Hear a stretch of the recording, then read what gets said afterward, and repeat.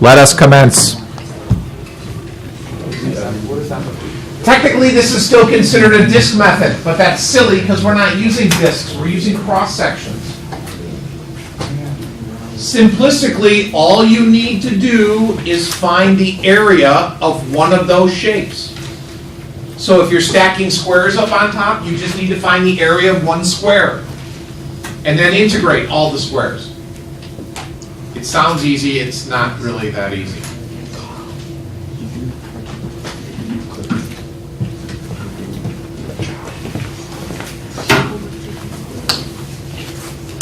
Okay, so that's all we're doing today. Well, two things. Find the volume of solids with cross sections, and you should relax today. I did yesterday. Yeah. Yesterday? Yeah. But that's for today. No, I didn't know. I understand. So you've used up all your relaxing. Yeah. I understand. So for like 16 hours. What? I went home, took a nap, but now I'm looking for it. It's crazy. Yeah. I know. Did anybody poke you to make sure you weren't dead? Sometimes as parents we do that, especially when you have newborn babies. They like lay in bed sleeping so well that you just like, oh, he's alive, okay, good. You'll see. Okay, so, discs and washers, we don't have discs and washers cross sections. And we can change the shape of the cross sections. We looked at squares. Our first example involves rectangles. We got triangles, semicircles, triangles. You stack whatever you want on top of it, it doesn't matter. And in fact, you'll get into some pretty ugly problems on the homework tonight. It'll be fun. Excuse me, it'll be fun. Okay, so here's what it's looking like. Notice I've got the X and Y axis sitting flat on that piece of paper or that screen, and then I've built up on top of that three-dimensional figure. Okay, no revolution involved here. You'll also notice we've got a nice easy formula. AX dx, that's it. Find the area of one of those shapes and integrate over the range to get all of those possible areas, and the integration will add up all those shapes. Find the area of one rectangle, integrate it, add up all the rectangles, you got a volume, we're good to go. On paper it seems nice and easy. In practice it's a little hairy. Pregunta. I have a question. So, See. on like the ones that you showed us where we were just eating, it was like the base was like a square, like or like I don't know if it's like. It was a circle, yeah. Yeah. So whatever the base is. So like what would this? This base is probably a parabola. Okay. In fact, my first example has a base that's a parabola. Okay. Okay. Let's start with this. So before I start doing the calculus, draw a picture of what the region looks like. What does R look like? Region bounded by the graph of x equals y squared and x equals 9. By the way, notice that's not the same thing as the square root of x. I'll explain the difference in a second.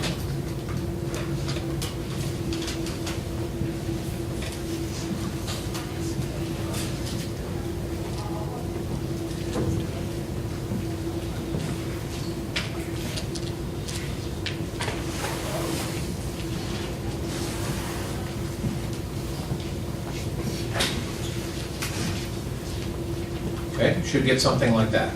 Now, why the top and the bottom? If what you're used to working with is y equals the square root of x. So in other words, if I take that equation x equals y squared and I solve for x, because I want to be able to graph it on my calculator, you would think, oh, it's just the square root of x. And many of you probably just drew the top half, which is the function you're used to seeing. That's not a function, however. How do I know I want the bottom half? Because when you take the square root of both sides, you're going to get plus or minus the square root of x. So it's that region there on the graph. On that graph, I put a big fat honking black segment over there. I happen to put it at the end, and I probably should have moved it more towards the middle as a representative rectangle. But what I need to figure out is, what's the area of that rectangle? And so the way I use the notation is, the right-hand side is my base. It's a parabola-shaped thing. The left-hand side is the thing that I'm stacking up on top of it. This problem's a little bit different because I'm restricting the height of the rectangle to always be 2, just to make the first one a little bit easier. You'll also notice that big, heavy, bold line at the bottom of the rectangle. The idea is that this big, heavy, bold line is going to correspond to the big, heavy, bold line in my picture. In other words, I'm taking that silver rectangle and stacking it on top of the parabola. As you get closer to 0, the size of the rectangle will shrink. As you get closer to 9, the size of the rectangle grows. We want to be able to add up all the possible rectangles, so things should be in terms of x. So over there on the right-hand side, I picked some point on that graph and said the coordinate of that point is x comma square root of x. Which means that the distance from this point to this point is that. That's a crucial idea. Does everybody see why it's 2 square roots of x? Just as a reality check here, how long is that? No. Based on this, x, how long is this? 1 square root of y. Square root of yx? No, it's just x. Just square root of x. Good. Therefore, this would be 2 square roots of x. And that distance translates to the base of the rectangle. This next question stumped the bejesus out of period 4. What's the area of that rectangle? 4 square root of x. 4 square root of x. Good. That took 20 minutes, 4th hour. Really? Yep. Probably because you have Zelman. I actually cried at one moment. You have Zelman and cried. Are you there? Are you there in that class? Yes. My name is Half a box of Kleenex. It's like poop through a goose. Okay, are we good so far? Let's take a understanding check here. Do you get what's going on? I'm expressing the area of that rectangle in general terms of x. Because if I slide that big fat line to the left, the area is going to change, so I'm in a general term. If you could get that, the rest of the problem's easy peasy. It just becomes that. Because you take that one rectangle and you integrate it from 0 to 9, because that's where I have all the rectangles stacked. So if I move it here, it's going to get a little smaller, and we stack all those puppies on top of each other, and next thing you know, you've got a 3-dimensional parabola. Jacob? Why is the length 2 root x? Because it matches, hold on, eraser. It matches this length over here. That's my quote-unquote representative rectangle. This corresponds to that. How? Because any point on this curve is going to have the coordinates x comma square root of x. Therefore, the y coordinate is the square root of x. I'm doubling it to go the whole distance. So the width of that rectangle is 2. Yeah, the height's always fixed at 2. The next example, the height's not fixed, it changes. So we get one of those freakier shapes. This would be a pretty basic shape. It'd look like a kind of a weird 3D looking parabola. Like the heel of a dress shoe. Oh, yeah. Yeah. Okay, we good? Let's change it. Now we're going to put it on a circle. That's going to change.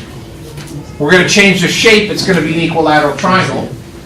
And that equilateral triangle is going to change size as we get further away and closer to the axis. Okay, so let's do a little bit of review here. This will be fun. This also took 20 minutes. What's the equation of that circle?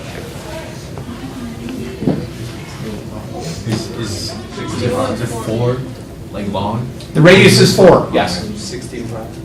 Nope, No, it would be not the area. What's the equation of that x circle? plus x squared plus y squared equals 2.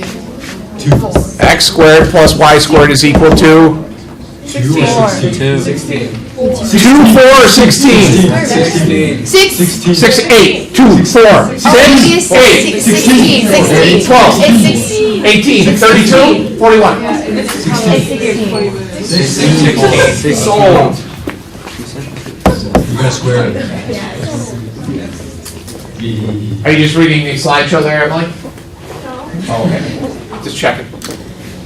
Okay, we good? It's got to be perpendicular to the y-axis. Therefore, am I working in terms of x or in terms of y? Y, because it's a horizontal thing. Okay, here's the next part.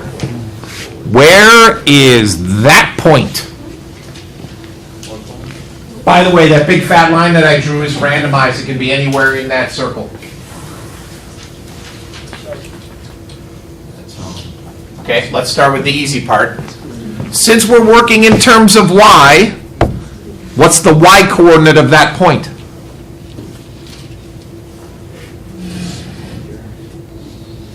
Y squared. Square root of all. Square root of 16 minus.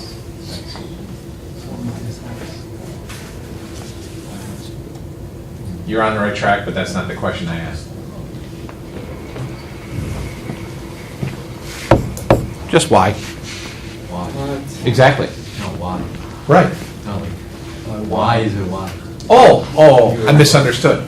Because we're working in terms of y, we have to randomly pick a point, so we're just going to call it y. Oh, so that's why for like the last one, it was just X. X is X. Okay, now what's the x coordinate of that point? 4 minus. That thing. That thing, what is that thing? Square root of 16 minus. X squared or y squared? X squared. Y squared. Y squared, because we're working in terms of y. That's a y. Good job. Okay. That's true for any point on that circle because we're working in terms of y. If my representative rectangle went vertically, then we'd be talking about things in terms of x.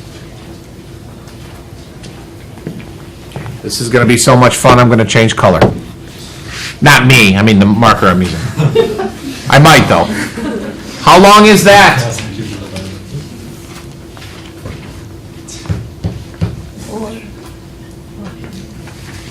Square root 16 minus y squared. Beautiful. Square root of 16 minus y squared. Everybody good there? It's the y, or sorry, it's the x value of the point. Where's that point? Wherever I want it to be. We're almost there, kids. How long is that? Double it. Double it. 2 times the square root of 16 minus y squared. Exceptional. Now, the fun part. Let's put a triangle on top of that puppy. And not any type of triangle. An equilateral triangle. That guy. Now I know that some of you had an outstanding geometry teacher, and he taught you the formula for the area of an equilateral triangle. And I'm sure you remember that formula, right? Nope. Right, Mary? Absolutely not. Alexa, what's the formula for equilateral triangle? S squared. Somebody else can read the slideshow. Yay! S squared squared to 3 over 4. Oh, because side squared, and then you gotta multiply by 3/4. Yeah. But it sounded good. Because the sides are equal. If you don't remember that formula, it's okay. It's a triangle. You can go and find the area of a triangle. You just need to find the height. Oh, wait, that means you got to solve the 30, 60, 90 triangle. Ooh, that'd be fun. I would use the S squared squared to 3 over 4. So let's stop and take a breather. Notice the bottom of that triangle. It's a little hard to see from way back here, but if you're up close, the bottom of that triangle is a big fat segment. That big fat segment matches the big fat segment in the first picture on the right, because it's going to be stacked on top of that.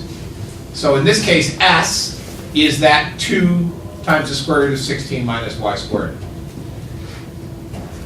Strangely enough, when you take that value and you plug it into the area of the equilateral triangle, it actually simplifies pretty nicely. That's ugly. But when you square that, whoop bam. Easy peasy, yes?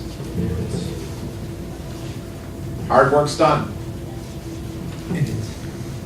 The rest is all downhill. We're going to integrate from what to what? We're going to integrate from what to what? -4 to 4. -4 to 4. Or 0 to 4 multiplied by 2. Or, Yeah. That just happened. or, That just happened. -4, 0. -4 to 0, double it. Yeah. It just happened. 3 options. I don't remember which one I did. I did the whole shoot match. -4 to 4. I chose to do it this way. I didn't have to do it this way. I could have distributed the square root of 3 to each of those, and then just moved the square root of 3 times 16 out in front, but I did it this way. What's the antiderivative of 16? Y. 16y, and what's the antiderivative of y squared? 1/3 y, so third. 1/3 y cubed. Get that. Which one do I plug in first, 4 or -4? -4. Which one? -4. The 4. Well, that's my bad. You get that. Oh, look, fractions! You guys love fractions. To be honest. Yeah. Well. 256 over 3 times the square root of 3. Or, if you FN int it, 147.802.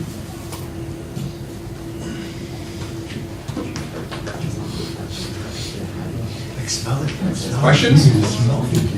You got this?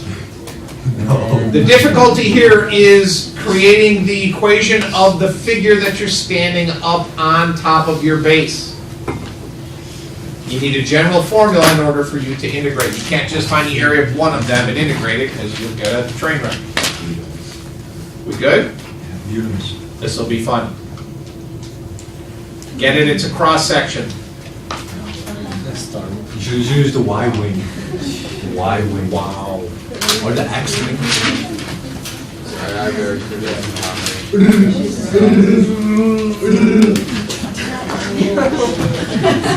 Are you okay?